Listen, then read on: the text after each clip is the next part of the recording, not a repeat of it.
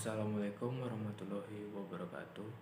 Perkenalkan, nama saya Iketut Arianto, NPM 19160051. Baik, di sini saya akan menjelaskan tentang bab 1, yaitu media pembelajaran. Yang pertama, ada pengertian dari media. Kata media berasal dari bahasa Latin, yaitu medium, yang berarti eh, perantara atau pengantar. Dalam bahasa Arab, media adalah perantara atau pengantar pesan. Pada pengertian lain, media adalah segala sesuatu yang dapat digunakan untuk menyampaikan pesan dari pengirim pesan ke penerima pesan. Seperti itu. Nah, yang kedua itu ada manfaat dan fungsi media. Media memiliki peranan yang besar dan berpengaruh terhadap pencapaian tujuan pendidikan yang diinginkan. Yang kedua itu ada manfaat dan fungsi dari media. Media pembelajaran memiliki peran yang besar dan berpengaruh terhadap pencapaian tujuan pendidikan yang diinginkan. Berikut ada beberapa manfaat media atau alat pembelajaran dalam proses belajar dan mengajar. Di antaranya, yang pertama, pembelajaran akan lebih menarik perhatian siswa sehingga dapat menumbuhkan motivasi siswa tersebut. Yang kedua, bahan pembelajaran akan lebih jelas maknanya sehingga dapat dipahami oleh siswa dan memungkinkan menguasai dan mencapai tujuan pembelajaran sangat baik. Seperti itu. Yang ketiga itu ada dengan kita menggunakan media pendidikan secara tepat dan bervariasi dapat diatasi sikap pasif anak didik. Dalam hal ini, media pembelajaran itu berguna untuk menimbulkan motivasi belajar siswa, memungkinkan interaksi langsung antara anak didik dengan lingkungan secara seperti senyatanya, memungkinkan peserta didik belajar sendiri sesuai dengan kemampuan dan minatnya. Yang keempat itu dengan latar belakang dan pengalaman yang berbeda-beda di antara peserta didik, sementara kurikulum dan materi pembelajaran ditentukan sama untuk semua peserta didik, dapat diatasi dengan media pendidikan, yaitu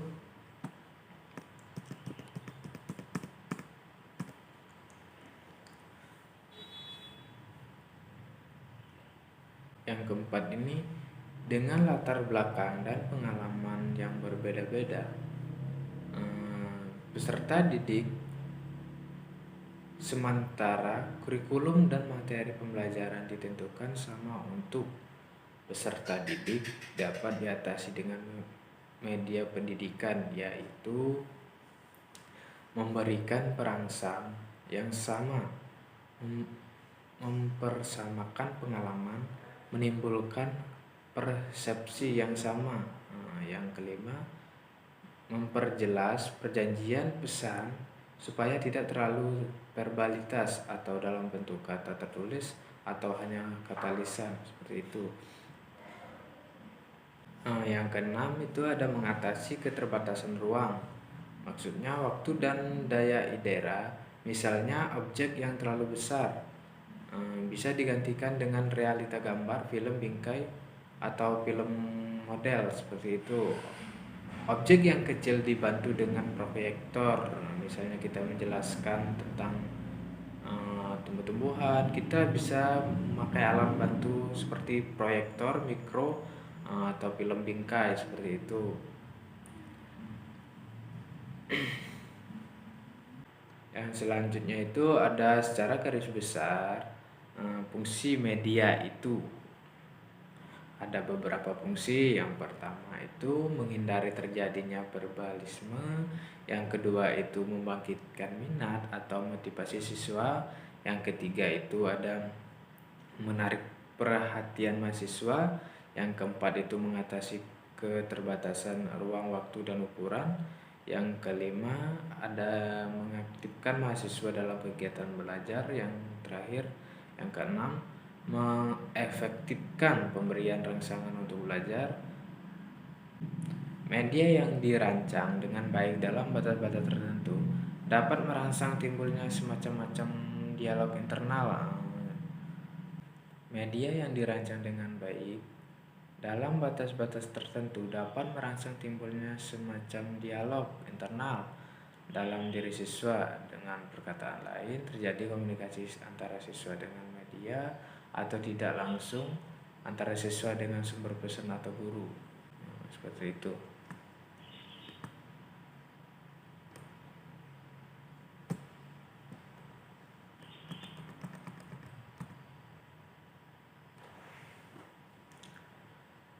Selanjutnya yang keempat itu ada peranan media pembelajaran. Dalam pendidikan, media difungsikan sebagai sarana untuk mencapai tujuan pembelajaran. Karenanya, informasi terdapat dalam media harus melibatkan siswa, baik dalam benak maupun mental, dalam bentuk aktivitas yang nyata, sehingga pembelajaran dapat terjadi. Materi harus dirancang secara terlebih sistematis dan psikologis, serta ditinjau dari segi prinsip-prinsip belajar agar dapat menyiapkan instruksi belajar yang efektif dan bisa berjalan dengan baik. Baik, selanjutnya lanjut dari bab 1 ke bab 2. Yang bab 2 itu tentang konsep dasar multimedia pembelajaran. Yang pertama itu ada pengertian multimedia.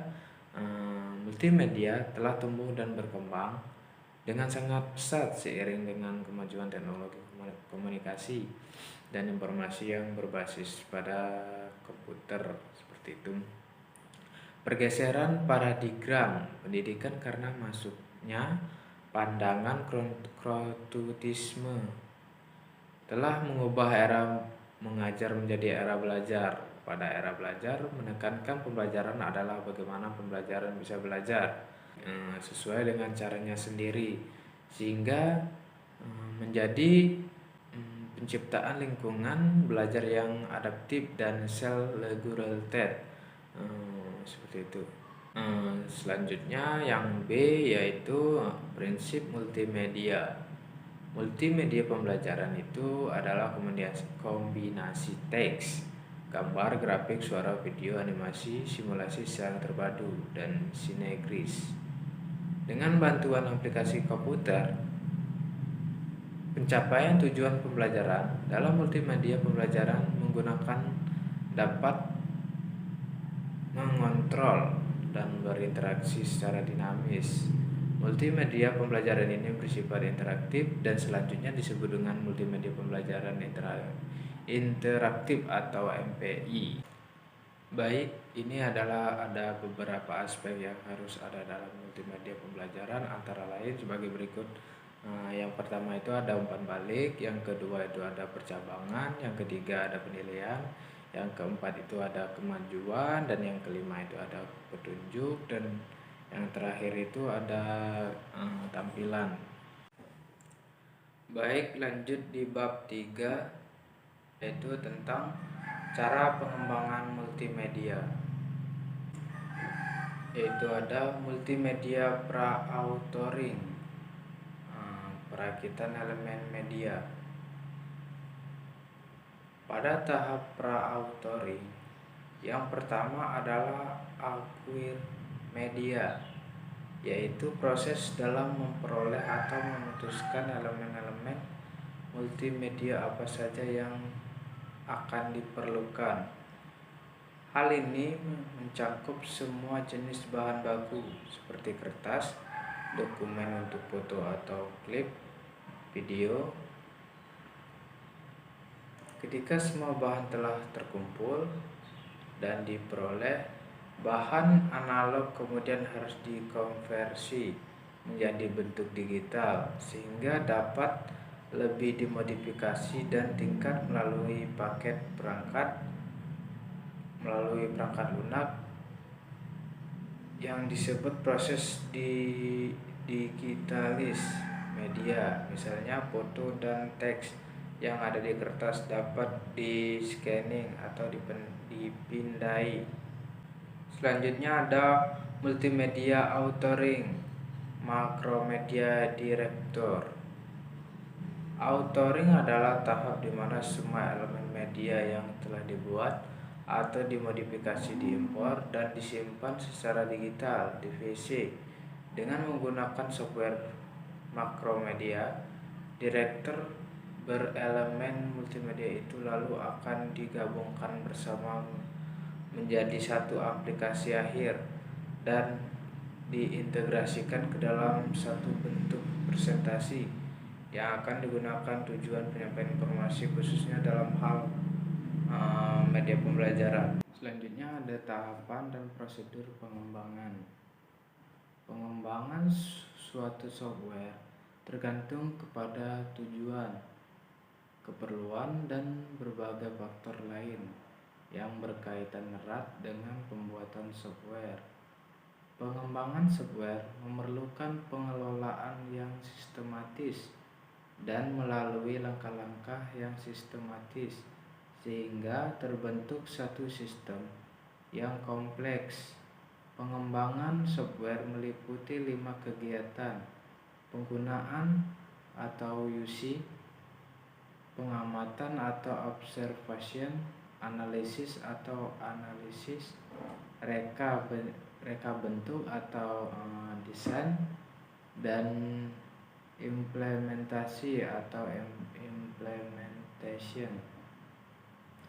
Ciri-ciri utama tugas pengembangan software sebagai berikut. Yang pertama itu ada menetapkan tugas, yang kedua ada analisis isi, yang ketiga mengelompokkan ciri-ciri belajar, yang keempat menetapkan strategi arahan, yang kelima pengembangan bahan pembelajaran, yang keenam ujian dan penyempurnaan siklus hidup desain software.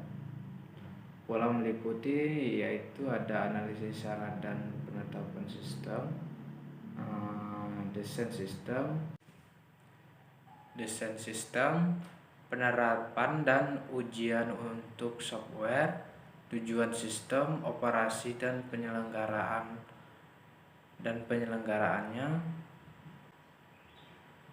Selanjutnya, untuk dapat mengembangkan multimedia pembelajaran, Arif S. Sadiman 2006/100 membagi kedalaman 6 langkah, yaitu yang pertama menganalisis kebutuhan dan karakteristik siswa, yang kedua perumusan tujuan instruksional, yang ketiga perumusan puter-puter materi, yang keempat itu ada perumusan puter-puter materi. Yang keempat itu ada pengembangan alat pengukuran keberhasilan. Yang kelima itu ada penulisan naskah media, yang keenam itu mengadakan tes dan revisi.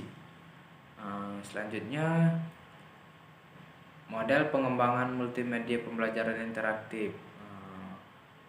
Model ini adalah langkah sistematif yang membuat program multimedia pembelajaran interaktif atau MPI. Ada banyak model yang sering dipakai oleh para pengembang MPI. Dalam bab ini akan disajikan beberapa model yang sudah dikenal. Kemudian akan disajikan model pembelajaran yang dipakai. Beberapa model tersebut disajikan sebagai berikut, yaitu model APET. Materi selanjutnya yaitu model pengembangan multimedia pembelajaran interaktif. Yang pertama itu ada model APET. Model APET adalah model pengembangan multimedia pembelajaran interaktif yang inspiratif akan kebutuhan penelitian jenis R dan D, di mana pada tahap awal Diperlukan upaya penelitian sebagai bagian dari penelitian dan pengembangan. Model APET ini terdiri atas 5 langkah, yaitu yang pertama itu ada analisis dan penelitian awal, dan yang kedua itu perancangan, yang ketiga produksi, dan yang keempat evaluasi, dan yang terakhir itu diseminasi diseminasi ya, seperti itu. Mungkin itu saja yang dapat saya sampaikan, kurang lebihnya saya mohon maaf. Saya akhiri. Wassalamualaikum warahmatullahi wabarakatuh. Sekian dan terima kasih.